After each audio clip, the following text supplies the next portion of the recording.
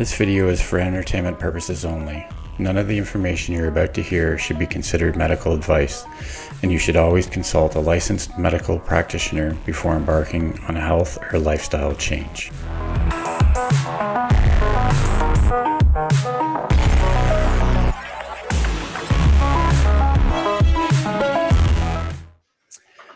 Okay, so this week we're with Matt Troise from Matt Troise Keto and Wrestling. That's quite the interesting mix of content that you've got on your YouTube channel there. I'm still getting to know your channel. Like I was saying, I just met you last weekend on Alan's live stream, so still been going through your channel, just trying to see what you're doing over there. But yeah, I just wanted to I was happy to reach out to you and have you on the show just to bring your story to, my subscribers. And like I say, what I'm trying to do here basically is bring as much information to the people so that if we can help one person, get healthy, that's basically my goal. So why don't we maybe start with how you got into sort of the keto world and, what got you started and, how did you start, and then we can go from there. Oh, definitely. Well, keto, I'm just here to tell you right now, keto saved my life. And without keto, I don't know where I would be right now, because I've been through that rabbit hole where I was going through doctor after doctor, trying to see what was wrong. And they just kept trying to prescribe medication to me. And they kept telling me, okay, you're overweight, you have high blood pressure, you have low testosterone, you have high estrogen. And all they wanted to do was throw pills at me. And it came to a point where I had to find an alternative. And I knew there was an alternative somewhere. So I just kept searching for how to reverse high blood pressure naturally, or how to raise testosterone naturally, how to reverse my hypothyroidism, everything that was going on with me. And what kept coming up was a doctor by the name of Dr. Eric Berg. I'm sure a lot of you guys have seen him and his content here on YouTube. And what I did was I just binge watched his videos, and he kept talking about keto, the benefits of keto, and intermittent fasting as well. So then I always said to myself I wasn't going to go straight keto because of how the media portrays keto. And I always said that I was going to maybe do half keto, maybe low carb, and see where that takes me. And what happened was I did try low carb at first, and I started to feel a little bit better being on low carb. And what I did was I kept going less. I kept having less carbs. So what happened was I started to feel even better as I had less carbs. So eventually I started doing a full-blown ketogenic diet, and the rest is history. Within a matter of months, all my medical conditions reversed, and I threw all my medication out in the trash. I was on like 2 or 3 pills at that time, and they wanted to prescribe more pills. And I was just at that crossroads where I was either going to follow all of their directions, or I was going to find another way. And that's what I did. I found another way, and I rolled the dice, and it paid off immensely. I feel great, and it's been 5 years now, and I feel amazing. I actually saw my doctor last year, and he said, "What have you been doing?" I said, "Well, I've been doing keto." And he said, "Well, keep doing what you're doing, because everything is pretty much perfect now. So that's what I'm going to do." Yeah, I find more and more doctors now are having to accept the fact that, they can't really argue with numbers. Like if you go in and like all of the things they were treating you for before have reversed, and you've dropped weight and you're healthy now, like how can they really speak bad about it? Like I think they're finding that they have to sort of go along with it now. Definitely acknowledge it. And it's just amazing that so many people, they're really uninformed, and they're just following their doctor's orders. And it's just a shame, because if they just did just a little bit of research, maybe, just maybe, they would come across keto and low carb and find another way. Because this is really it's really a tragedy, because a lot of people are suffering.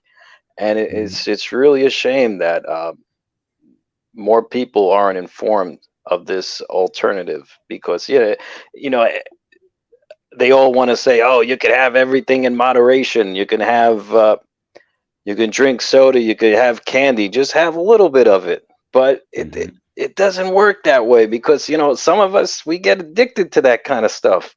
We can't go without it. And that was my problem. I was addicted to Reese's peanut butter cups and bagels and donuts, and I just would wake up in the morning, and that would be the first thing on my mind. And it was just a really it was just a terrible way to live, because it was just getting me sick. And it's just amazing that now I wake up, I feel clear, my mind is clear, I can think very clear thoughts, I know exactly what I want to do, and I don't get hungry until some point in the afternoon now. And then when I do get hungry, I don't want to have anything sweet. Like, I'd rather have like a piece of protein, maybe some vegetables, and maybe some high fat, good fats like avocado and things of that nature. Maybe some berries, and yeah, I feel great doing it like that, like clean, keeping it clean. Sometimes you go a little dirty, but I try to keep it clean most of the time. Sure. Yeah, no, I hear you. And it's funny. I sort of caught something when you were first started your story there. And it's one thing I don't know I've talked about on the show, is that it's funny how when you first start something like this, you immediately feel that improvement. Really, like, it's really quick, like obviously you're not going to heal yourself really quick, but then you start feeling better, and then you go even lower carb and you feel better and you feel better and you feel better. And it's just, you're chasing that, well, if I do this, maybe if I do a little more, I can feel better.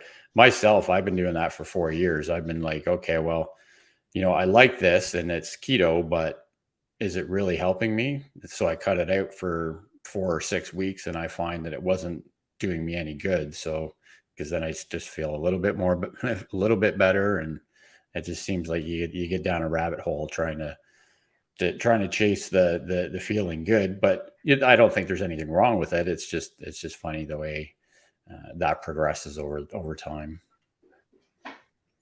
Oh, definitely, yeah. And it's just, you just gotta go by the way you feel, really. Mm-hmm. And the better you feel, the better it is. The better results. And that's the way you gotta approach this. Because if you're not feeling well with your current lifestyle, I mean, you got to find something to change it. Whether it's most likely something you're consuming that's the culprit to how you're feeling. So you got to find a way. Because for me, for instance, my whole approach to keto has changed drastically from when I first started keto to now, 5 years later. Because when I first started keto, I was I went all in with all the keto desserts and the everything that had the label keto on it. And I was so happy to see these things on the market, like, oh wow, keto chips, keto bread, keto cupcakes, keto, all these keto things. And I actually I fell for it pretty much. Like it was sort of like marketing. They were able to market keto, but the macros still hit the net carbs, where the carbs were low enough to keep it in the your keto lifestyle. However, the ingredients were wreaking havoc on my gut. I like it didn't occur to me that erythritol and stevia and allulose, if you have too much of it, adverse effect. You got to go straight to the restaurant. Like, Mm-hmm. it's terrible. But Yeah. but yeah, like from that point till now, like I actually cut all that stuff out. So now, if I'm craving something sweet, I'm gonna have something like chia seed pudding, and I'll make it myself, or I'll just have a piece of dark chocolate, Mm-hmm. 85% or higher. I'll have a little piece of that, and I'll have some fruit, some berries, maybe some whipped cream, Mm-hmm. and yeah, so very simple stuff. And I, I'm I'm I tend to steer away from those keto desserts now. Well, Mm-hmm. what about you? Do you still have any of those, or?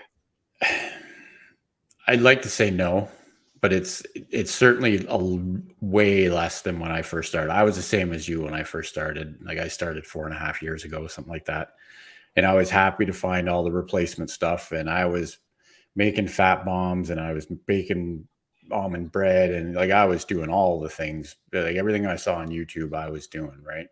And I was buying all the keto bars and the chips and all that stuff. But it's yes, I found you're right. It fits the macros, but it doesn't.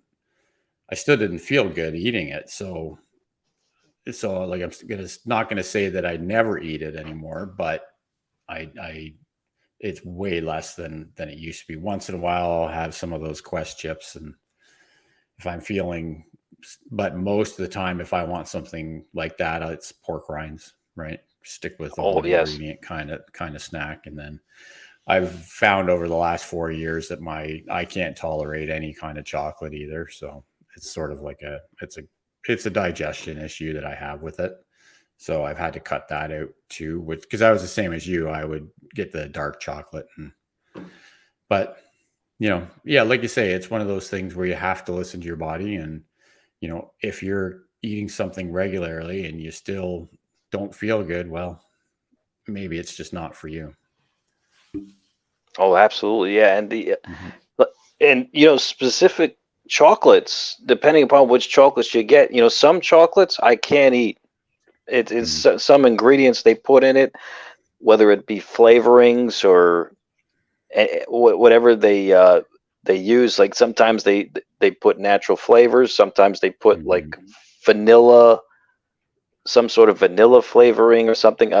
Maybe if you look at different chocolate brands, maybe you Hmm. could have different ones. But because for me, I can't have specific ones. Like I can't have Lint's chocolate. I know that's a popular Hmm. one. I Yeah. can't have that. It has some sort of flavoring in it that it doesn't agree with me. But I can have the dark chocolate from Aldi. Believe it or not, Hmm. Aldi make a 85% dark chocolate. It's very good, and that one is I could tolerate fine, no problem. Hmm. But yeah, like, I mean, depends what you got to, just like you say, you got to go by the way you feel. And Hmm. yeah, I mean, once in a while it's okay to indulge, but you're gonna have to pay the price sometime. Yeah, for sure. Yeah, I've been it's actually in this year I've sort of, because everything was getting a little lax, and I wasn't focusing as much on my diet as I should have been. So this year I sort of really, clamp down on things and trying to be real mindful about what I'm eating. I'll be the first to admit it. Even though I was keto, I was still drinking, not a lot, but I was drinking alcohol more often than I should have too. And I cut that out this year or two, and that's made a world of difference. So, but like you say, it's all about cause and effect. Like if you eat something and you feel like trash, well, just because it's keto and just because it's healthy doesn't mean that it's for you. So you just have to adjust to things and find something that you do. Like I like to eat lots of hamburgers and ribeyes, and so, but I'd be happy to eat those the rest of my life. So, Oh, absolutely. Yeah. And just recently, I had to give up dairy. I don't mhm, know what it is. Like when I first started keto, dairy was a staple in my diet, and throughout the years, I don't know what happened. It just all of a sudden, like I just started getting like my stomach's just couldn't tolerate it anymore. Any kind of dairy, no matter what it is, even butter, believe it or not. really, Yeah, even mm, butter. It's even the good stuff like the grass-fed butter.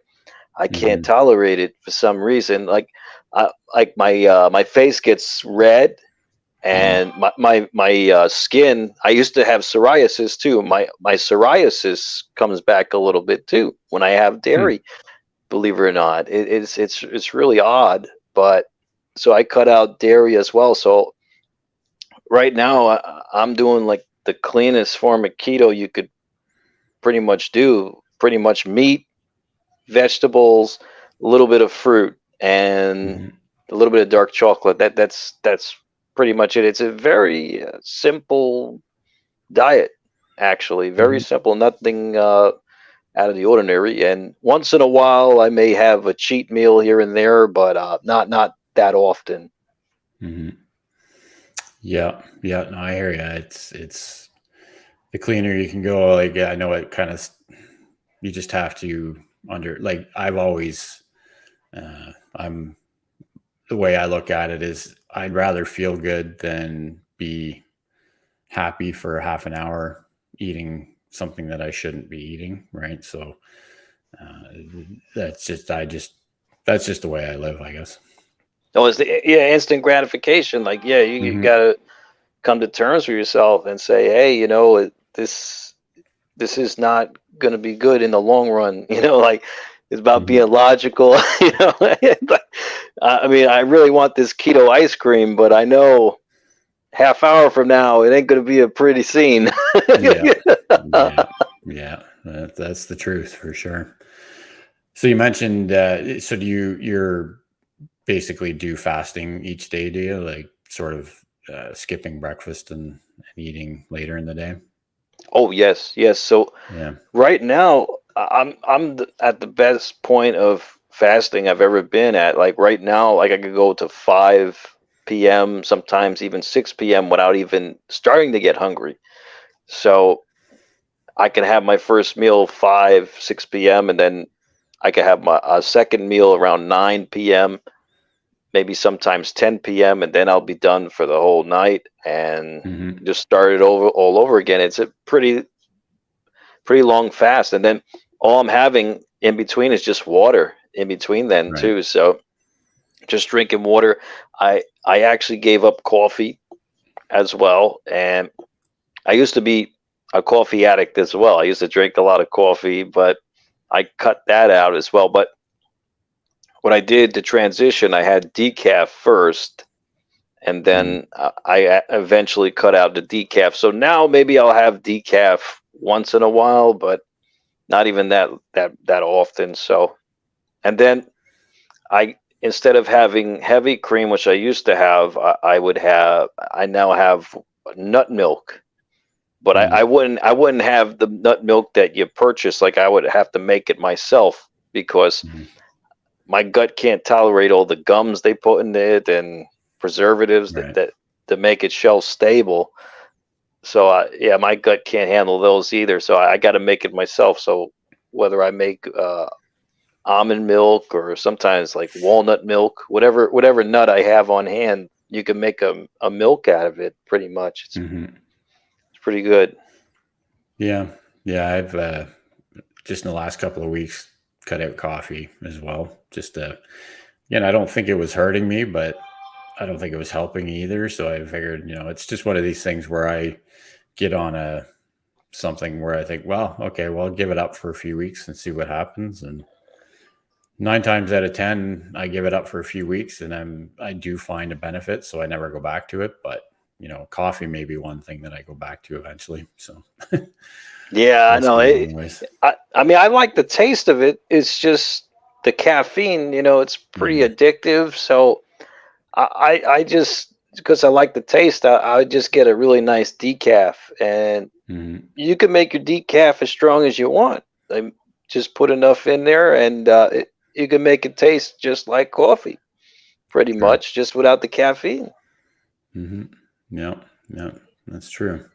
So you're basically just doing fasting that came naturally to you, as far as like, because like you say, I'm the same way. I'll never. I am eating earlier these days to see if I can move up my feeding window, just as an experiment. But I'm the same way. I was never hungry until 4 or 5 o'clock in the afternoon. So I wasn't fasting deliberately. I was just, if I'm not hungry, I'm just not going to eat. Yeah, that's the best approach, really. I mean, you shouldn't eat if you're not hungry anyway. So Mm-hmm. that's really the best way to go about it. And yeah, in keto, it comes with the territory where Mm-hmm. you're eating high fat, moderate protein, low carb. It's just that the foods you're eating now are more satiating, and you may not want to eat as much or as often, and it just Mm-hmm. comes with the territory. And yeah, you got to go by the way you feel, how your body feels, and yeah, if you're not feeling hungry, then keep going. I mean, I remember hearing Dr. Berg saying, if you don't feel hungry, just keep going, and it doesn't matter if it's days. I'm like, well, that's a little bit extreme, but Mm-hmm. I don't know if I would want to go days. But I know I've went at least a day or two without eating. I mean, and I feel just fine. So Mm-hmm. Mm-hmm. Yeah, the longest I did one time was 2 days, like 48 hours, something like that. And I felt great. Like I had more energy than I knew what to do with. I think the only thing that I didn't like about it was the second night I couldn't sleep because I was so wound up with energy, right? So it was, and my sleep's pretty important to me. Like I don't like not being able to sleep, but that was the only side effect I had from it, which was just because you're so pumped up on ketones that you you yeah, can't possibly go to sleep. So yeah. yeah. So yeah, you've when did you start your YouTube channel as like a wrestling channel, or was it keto first, or has it always been sort of a mix of well, both well, yeah. both things? Or Well, actually, no. I started YouTube about a little over 10 years ago, and it was mm, just a way to document my life and share out my videos with my family, and so they could see the videos, like, whenever we went out somewhere or something. And mhm. I eventually started doing prank videos on Okay. my dad. So that was my big deal. Yeah, so I was doing a lot of prank videos on him, like throwing water on him or lighting up Mm, fireworks in front of him or something. Something that we thought was funny, but we it never really got any traction at all. But it was funny to us. But then, funny thing, what happened was that as I started, as I was getting sick, like it was pretty rapid. Like I started to get sick. I started to watch YouTube, and because I was a wrestling fan, I used to watch like different live streams too. I used to see some guys doing live streams of their reactions to the shows mm, or whatever. So I got it into my head that, hey, you know what, I could do better than these guys. And not only that, I feel terrible. Like I feel really crummy. Like, what if I go live and if something happens, maybe someone could call 911 or something, and mhm. Yeah. help me out, because that's how I actually felt. Like I actually felt like I was gonna pass out at any moment. Like I just felt I felt terrible. So Mhm, that's what I did. I started live streaming my wrestling reactions to the shows that were going on live, and what happened was I started to get a little bit of a cult following after like a few months, like because I kept live streaming like once or twice a week, and after about 4 or 5 months, I got a lot of traction. I started to get like 50, 60 people watching me at the same time, and I was like, oh, okay, we got a little following going here. Mm-hmm. And then all of a sudden, I got hit with a copyright, and they said, Oh "Oh, yeah. you get copyrighted." I couldn't live stream for 3 months after that. Oh dear.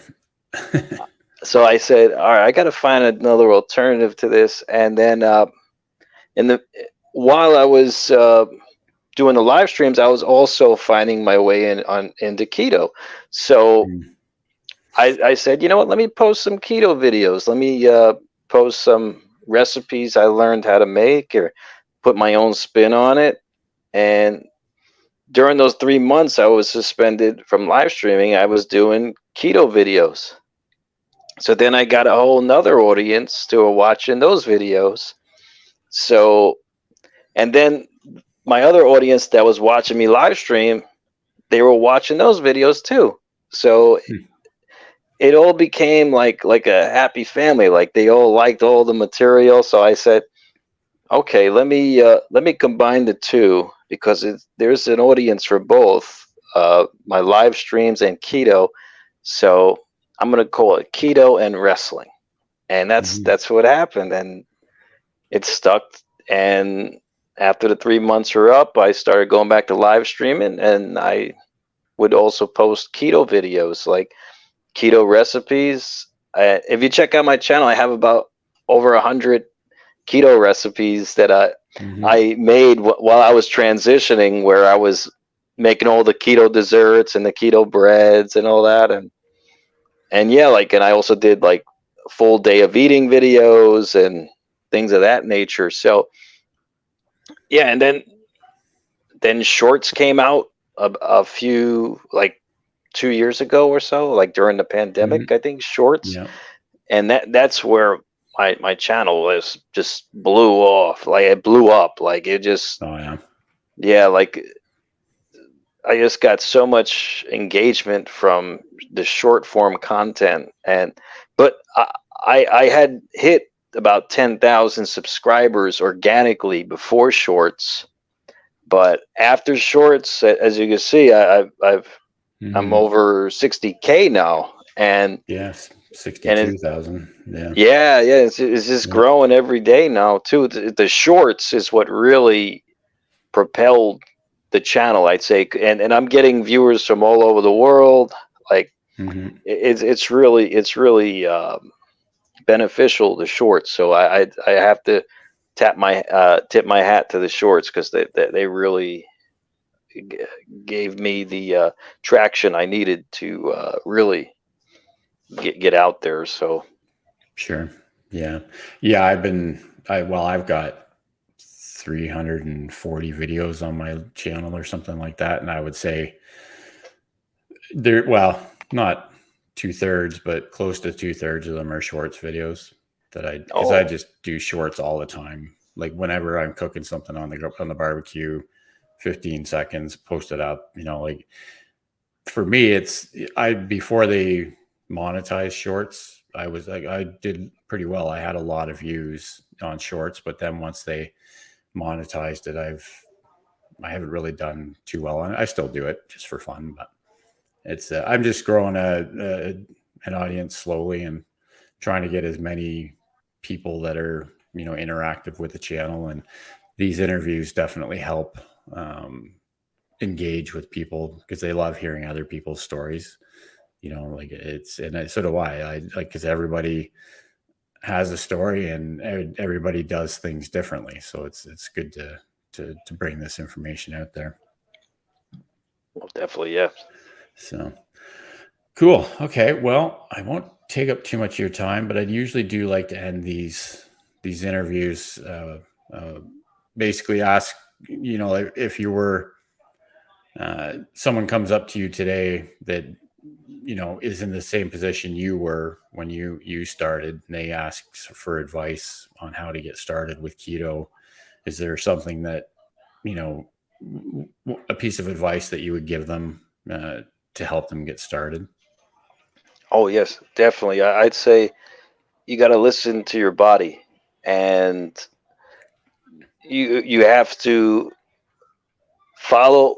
Sure, follow your doctors. However, we're in a time now when you can do research, you can find alternative ways to do things, and right now in this time and this day and age, you don't have to take everything your doctor says at face value.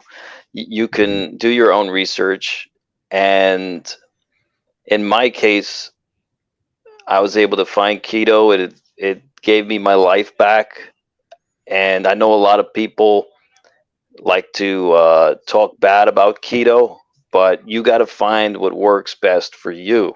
You have to. It's pretty much trial and error, and if something works, keep doing it. Don't and you could change things. You can change how you the things that you're doing, and basically tailor fit them to your standards. However, if you want to expand, you want to feel better, perhaps you should look at alternatives, and always listen to yourself, because as always, if something isn't working well for you, maybe you should change it.